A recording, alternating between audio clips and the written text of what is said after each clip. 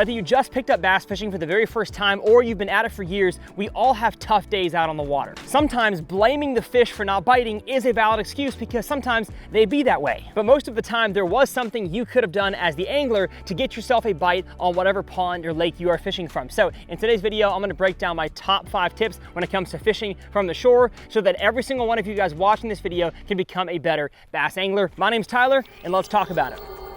Another giant, another giant.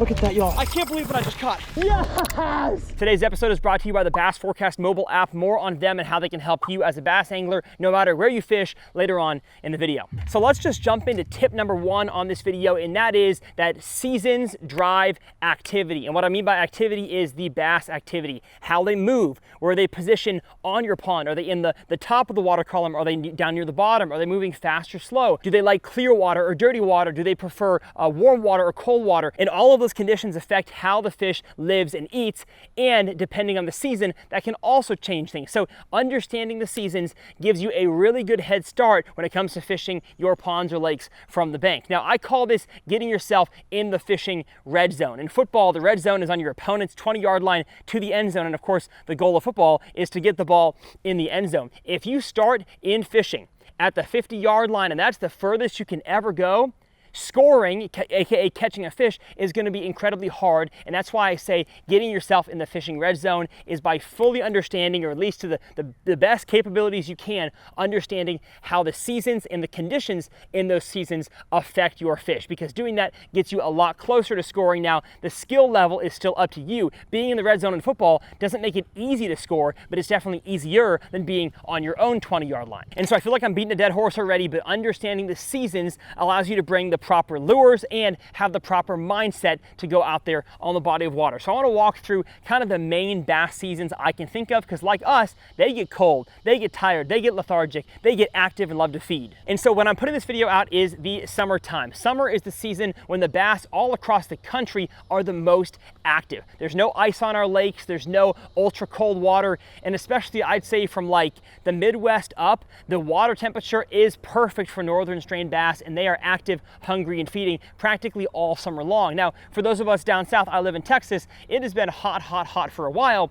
Doesn't mean the fishing is bad, but it can be tougher than up north. But either way, summertime is when the bass are the most active all across the country. So that's why people generally fish the most during the summer. I guess kids are out of school in the summer, but regardless, the fish are just more active and they are more feeding during the summertime. You can catch them on top water. You can catch them in the morning. You can catch them in the afternoon and the evening. It can be reaction baits or slow baits. Really, everything can work depending on the conditions in the summer. So that was the summer. Then you've got the late summer where the fish have seen all kinds of lures all spring and summer long, but it doesn't mean they're any easier to catch once the kids go back to school. They are still incredibly lethargic, especially down south. Our hottest months are actually the late summer months, but up north, the weather really gets good in September, October, early November. Even though it gets cold, the fishing gets amazing. And so your weather actually leads to better fishing in the late summer as opposed to ours down south. So again, that just gives validity to the idea that a bass is not a bass, that a northern bass is not the exact same as a southern one, because again, the seasons are different. Now, when it comes to the fall, the fish really, whether it's a pond or a lake, are feeding on bait fish and forage hard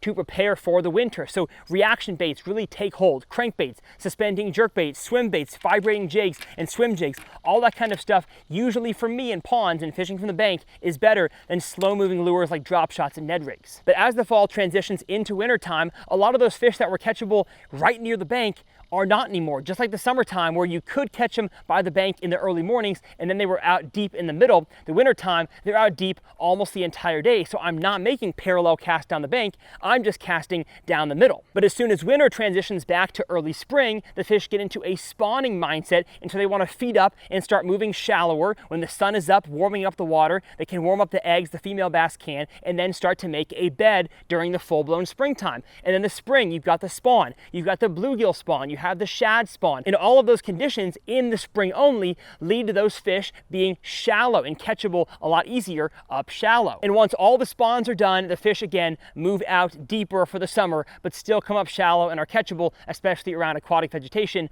early morning in the summer. So that's kind of a quick crash course. I may do a masterclass video on seasons sometime soon, but it definitely could go way deeper in the weeds. I just want to say you've got to understand your seasons, because seasons drive activity. Now, moving on to tip number 2, I want to go to the studio and break out the iPad to show you a tip that I don't think many anglers talk about, and that is the actual Google Earth computer program in the history tab to see how your pond used to look versus how it looks now. That is right, there is a special mode on the Google Earth computer program, not Google Maps, the Google Earth, that allows you to see previous images Google has taken of your pond or lake from space. And so I've selected a totally random Texas farm pond to show you guys first from a recent image perspective what I noticed about this body of water, and then we'll use the history toggle to see some previous images. So as I scroll around here, first thing I notice, of course, if I was gonna fish this pond for the first time, we've got 2 different bridges. Then I zoom out a little bit, it looks like on the right side here, or left side, I got a point. I've got a point on the right side. I have a dock that kind of acts as a point. On the left side of the pond there, another point, another point. So there's a decent amount of points I can hit on this body of water. Then by zooming into the right, I can see we have a laydown log in the water with what looks like another submerged bush of some kind. Then a fence that looks like it sticks out into the water, I assume, because most fences on these ponds that I fish do. There's a few trees that are kind of hanging over the water. Probably means they have dropped branches or there's just structure from the tree underneath those areas. I love overhanging trees. But as I click the history toggle button and go backwards in time to find a previous image, from January of 2022, you can see the pond looks way, way different. The water clarity is cleaner, and you can see how much shallower it is, and you can actually tell what the underwater topography is like. And so I can tell by looking at the fence area, the fence actually does not continue into the water, so there's no underwater structure there. The laydown log that I saw is actually a much larger tree that obviously fell over into some wind, lots of branches, and there is a good sized brush pile out there. But the biggest thing I'll notice is that the grass, obviously the darker area is grass, the lighter is no grass. That deep area is very defined, and I would have no idea what that area looks like if I just show up to the pond and start fishing, but because I looked backwards in time, I'm able to see that's where the deepest section on the lake is. And if I keep going backwards in time, usually the images get worse and worse and worse, but sometimes with pond fishing, it's important to know, does the water clarity get clearer or dirtier? And I can tell April of 2017, it got much dirtier. So maybe in the future Aprils or Mays, it could be dirty. And as I continue to go back in time, I'll notice how old the pond is. And I can see the pond was built in 2005. Before that, it didn't even exist. It was just trees and forest. And so will every pond that you fish have features like that that are more apparent with different images as opposed to recent ones? Not always. But if you fish ponds, maybe by looking at Google Earth on your computer, you're gonna find something for the very first time that helps you understand more about your body of water. And that's why I'm putting this so early in this tips video. It's number 2, because I truly believe most anglers will catch more fish if they just knew, hey, that area actually is much deeper. I kind of thought it was, but now that I see the water level is low, I see how the grass is growing, I know exactly why the fish are sitting there and not sitting over here. Now, something I mentioned was the word topography, and even for you pond and bank fishermen, understanding the underwater map, that's the topography of your body of water, is super crucial, but I covered that really well in a previous pond tips video, and so let me show you that section as part 2 of tip number 2, which is casting angles and contours. And to help with this, I have the drone up in the sky. Every single pond on planet Earth, including the one that I'm standing next to, has some form of underwater contours. The contours on this pond could look like this, or this, or this. But my guess is they look something like this. And the only reason I can reliably tell you that is because I use the countdown method to understand how deep it is in certain sections, therefore drawing this map by hand. So as an example, I want to look at the corner of this pond, which you see from the drone angle. The bank comes towards me from my left, makes a relatively 90-degree turn right here, and then heads directly this way to my right. And if this is what I believe the contours look like on this corner, that will help me understand where to cast. So if I'm standing here and I make a cast out here into the middle, I am casting into that 6 to 7 feet of water right in the corner. There could be a brush pile there, could be a good grass line there, but if you've been fishing on your pond and you've noticed, hey, all my bites are coming in that 2 to 4 foot water depth, a corner is a great place to stand to have 2 perfect casts where your bait is in the strike zone 100% of the retrieve. So if I'm in the corner and I'm casting, right there, a little bit too deep, but that's right in the 4 to 5 foot depth range. And for the majority of the retrieve, it is in that depth range. It only starts to get shallower as the bait gets up towards me here in the corner. And if I don't get a bite there, I can continue to cover water very effectively by making the same cast this direction. that is also going to have my bait in the strike zone for the longest. As you fish your ponds, make sure you are understanding what angle of a cast you're making and how long your bait is staying in the strike zone for. And on a brand new body of water, you might not know exactly how deep it is, but after using the countdown method and tip number 3, which I'll tell you about here in a second, you're gonna better understand your body of water, your pond, and catch more bass. So hopefully all that made sense. I did discuss the countdown method, or I named it a few times in the video, but I didn't actually teach how to do that. What it takes is just understanding how many feet per second your lure falls in the water column, and then counting all throughout the cast you make to better understand how deep it is in your pond or lake. So let's say my swim jig falls 1 foot per second, and I flip it over there, 1, 2, 3, about 2.5 seconds, therefore it's about 2.5 feet deep there. And even though I've been fishing for 15 years now, I'm using the countdown method almost subconsciously every single place that I fish. Now, before we get to tip number 3, I want to go over tip 2.5, and yes, it is a sponsor plug, but it's also one that I actually believe will help you become a better angler, and especially a better bank angler, and that is by using the Bass Forecast mobile app. And Bass Forecast is a mobile app that I have helped develop over the last few years. I'm actually a co-owner in the company, so I have a stake in it doing well. That's why I believe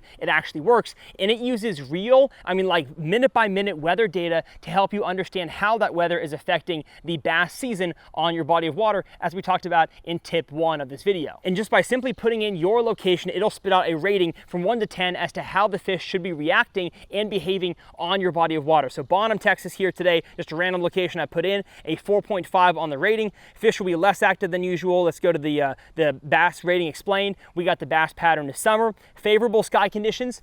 I can say that today. I'm not far from Bonham. It actually feels pretty nice. Very light winds may make fish spooky, but a stable barometer. That leads to a 4.5 rating. If we scroll down here, you can see the previous season and the next season, but of course we're dead in the summer right now. And the top 5 baits it recommends are soft plastic worms, a stick bait or jerk bait, Carolina rig, a swim bait, and a deep diving crankbait. I can guarantee you in the city of Bonham, where Lake Bodark is, those are the best lures right now, because my buddy is a guide and he's been telling me those are the best lures right now. It also tells you the best presentation speed, the top producing locations on your body of water, and each individual lure has instructional videos made by yours truly teaching you how to fish every single type of bass fishing technique. Now, there is a free version of Bass Forecast, but if you want to get the premium, you get an Omnia gift card, a Tackle Warehouse gift card, and a whole bunch of free stuff and discounts from other companies that partner with Bass Forecast. So quite literally, it actually pays you for the first year to download Bass Forecast Pro. We at Bass Forecast truly believe this will help you increase your batting average per se, and of course not make every single fishing trip a 100% awesome success,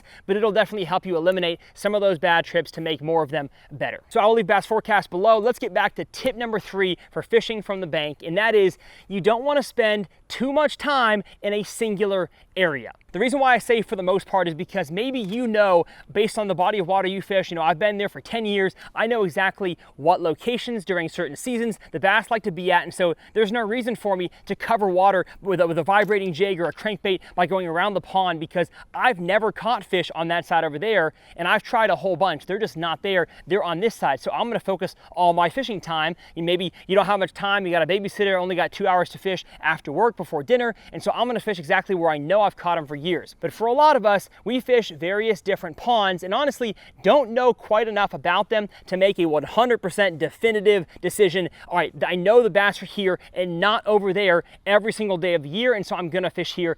Not many of us have that knowledge. And so if you're going to a brand new pond or a pond you don't fish very often, I would recommend not sitting your backpack down on a log and casting the exact same cast over and over and over again. As I've done the 200 pond series, again, I'm on pond 130, or that 130 is coming out soon after this video.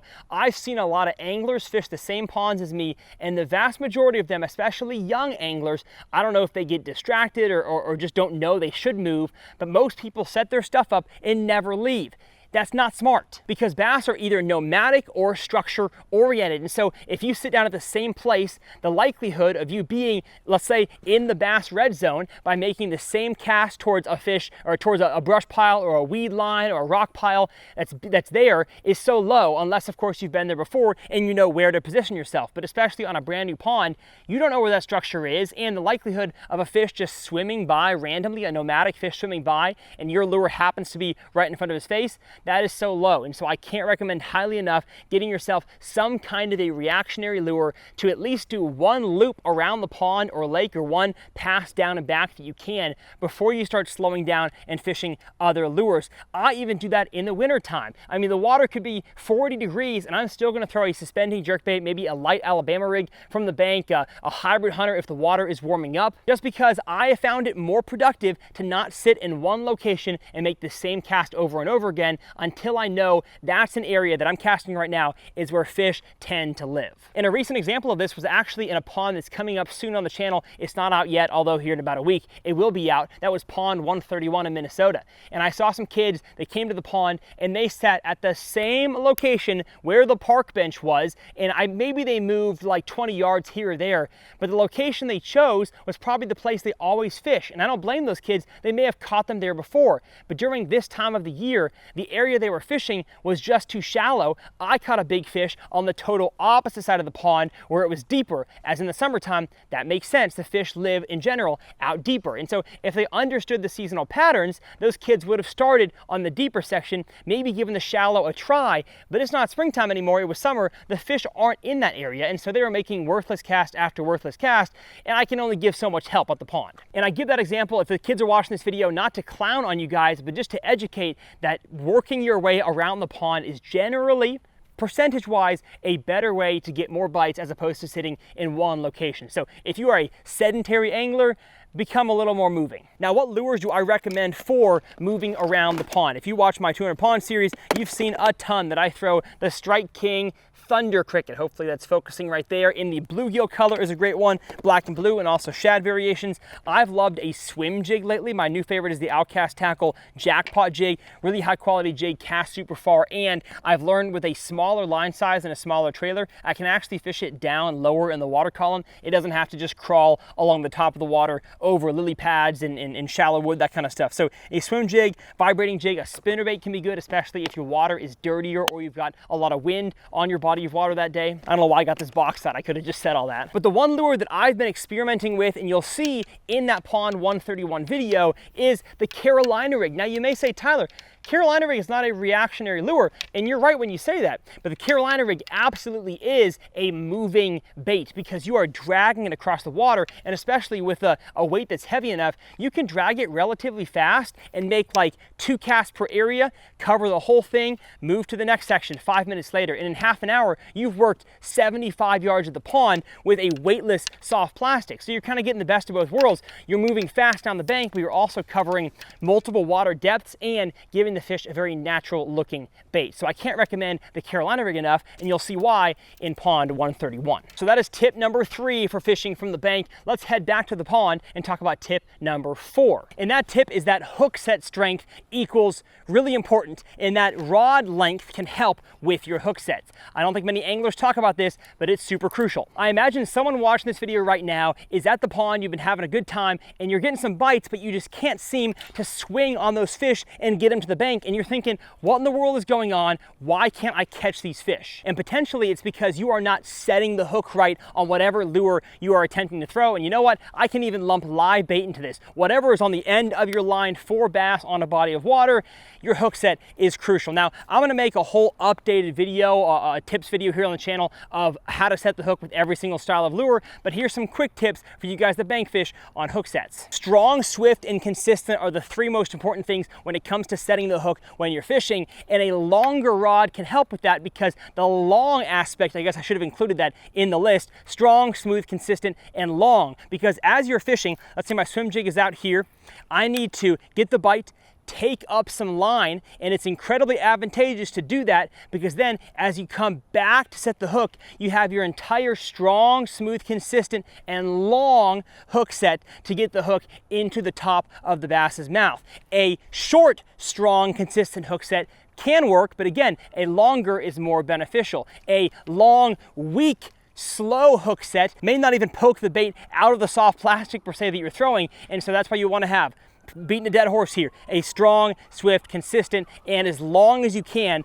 hook set. Now, a longer rod helps with 2 things. It helps with getting a longer casting distance, and as you get a bite far from you, taking up more line to have a long hook set. And regardless of whether you're fishing a bait caster or a spinning rod, I usually recommend rods around the 7-foot mark. Some of my favorite rods being 7.2 and 7.3 because I feel like that is still short enough to be easily maneuverable in your hands, but that extra few inches of length gets you a longer cast and a better hookup ratio, even if you're throwing a moderate or a medium power or medium action rod as opposed to a medium heavy or a heavy. Longer can still help you get a good, smoother, stronger, longer hook set. But not every single lure category needs the same strength of hook set. Now, being long, being smooth, being consistent can help with every hook set, but the strength is what varies. Here's a kind of an average crankbait hook set for me that I think works from the bank. Gosh!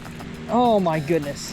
Absolutely smoked it. And as you can see, not much of one at all, just a smooth sweep to the side and up that gets a treble hook. Again, mostly a hook that is a smaller wire diameter, so it doesn't take as much of a hook set to get it into their mouth. And when a bass eats a reaction bait like a crankbait, it usually hits it a little bit faster than, let's say, a Texas rig or a jig or a soft plastic worm. And so the fish has more force added to it, almost can hook itself sometimes. So you don't need a strong hook set with lures that have a small wire diameter. Same thing with like live bait on a hook. Usually a thinner wire hook, so a smooth, you know, kind of medium to light power hook set is all you need. You ain't gotta give them the business. And so in the same vein as crankbaits, you got kind of finessey stuff. You got your Ned rig, your shaky heads, your drop shots with very light wire hooks. Again, when fishing these things, all you need is a smooth, strong hook set, not a smooth, incredibly bodybuilder type hook set. That comes into play when you're fishing stuff more like jigs and topwater frogs.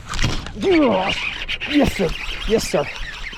As you can see, the wire gauge on this lure is a lot thicker than even my average Texas rig hook, or especially my average finesse hook or crankbait hook. So the hook set needed is a little bit stronger. Now at a certain point, this tip here could kind of be splitting hairs. It's really not the most important one. That's why it sits at number 4 on the list. But if you're having trouble landing the fish that are biting, try a longer rod, try setting the hook harder, or try setting the hook lighter if it is a finessey bait or a smaller wire diameter. So that's tip number 4. Let's get back to the park bench to talk about tip number 5. And this last tip is that bass are either column oriented or bottom oriented. There's no other option. And you could easily miss this by not understanding what I talked about in tip number 1, that is seasonal patterns. So if you're fishing your pond and you're not getting a single fish on the soft plastics that you were fishing a few days ago and catching fish on, and you're fishing the same locations year after year, and you know there are bass there, and you're wondering why are they not eating today? Well, it's possible, like I said in the intro, that they just be that way. But sometimes those fish have changed the way they position in the water column. So we're getting a little more sciencey here. But bass, because of their swim bladder, are able to sit buoyant up in the water column or down there on the bottom. Now, when I'm talking about a vibrating jig, and most of the time a crankbait, any other reactionary baits, I want them to be on or close to the bottom as I'm retrieving them. Same thing with a drop shot, same thing with a Carolina rig. I would say 90% of the bass, well actually no, that's not right. 65% of the bass that I catch are on or near the bottom. Now of course topwater and reaction baits like a swim bait or a suspending jerk bait are higher up in the column, but for the most part bass are a bottom species. But if you're not catching them, they may have slid up the water column either, let's say in the winter time the water is warming up. I've seen it on live scope on my bass boat. The fish want to sit higher in the water column to allow their bodies to warm up. So that's a situation when, even though it's winter time and the sun is blistering, I say blistering, the sun is bright outside, those fish may not actually be all the way down there on the bottom. They may be way higher up in the column. Now, it doesn't mean they're going to bite topwater in those scenarios, but they may actually be higher in the column than you think. And so by throwing the same drop shots may not catch those fish in the wintertime, you may actually have to fish a suspending jerkbait that only dives 5 feet, even though you're casting over 20. And on the flip side, if you were catching them on a suspending jerkbait and then all of a sudden the bite is just totally dead, try throwing a football jig or a Carolina rig or a Texas rig, because those fish may have moved from the column to down there near the bottom. And this is not to say that a fish down on the bottom can't shoot all the way up the water column to eat a bait that's in the column or near the top, but for the most part, you want to be at the bass's level or just above their eyes, because again, a bass has the eyes on the top of their head, and so they look up to feed. And so if you can be at their level level or just above them, you're gonna put yourself in a better situation to get a bite. And all of this together honestly brings us back to tip number 1 in this video, which is understanding seasonal patterns and understanding how conditions interact with seasons. Because if you actually know that and what it's doing to your bass, you can adjust way quicker on the water, as opposed to having caught them on a drop shot so good at the pond the previous week, the conditions change, but you continue throwing the exact same lures from the bank. Unless your pond is like shooting fish in a barrel, you're probably not going to catch many because the fish may have changed their behaviors. And if they're not on the bottom, they're in the column. If they're not in the column, they're on the bottom. And if you can't catch fish either way, it'd be that way. Well, my goodness, folks, what a dang video. Hopefully it helped you understand your bodies of water better and gave you some action items to go implement on your pond or lake. Bank fishing has become one of my favorite ways to catch a bass, and I know many of you guys out there, that's the only access you have. So I wanna make sure on this channel, I'm catering to every single type of angler, the bank angler, the kayak, and the bass boat, and not leaving anybody out, because I love catching fish anyway. So hopefully you enjoyed this video. If you did, go ahead, hit that subscribe button. I will leave some of the tackle I talked about and my tackle bag, the Evolution 3.0, that was beside me the entire sit down. I will leave that link down in the video description with a discount code TRF2025. I mentioned my 200 pond series quite a lot in this video, so I will leave that series and the last video in it up here in the corner. And when the pond 131 with the Carolina rig drops, that video will be up here in the corner. Again, it's a sneaky good pond bait for me lately. As always, my name is Tyler. It's a dang pleasure, and we'll see y'all next time right here on TRF.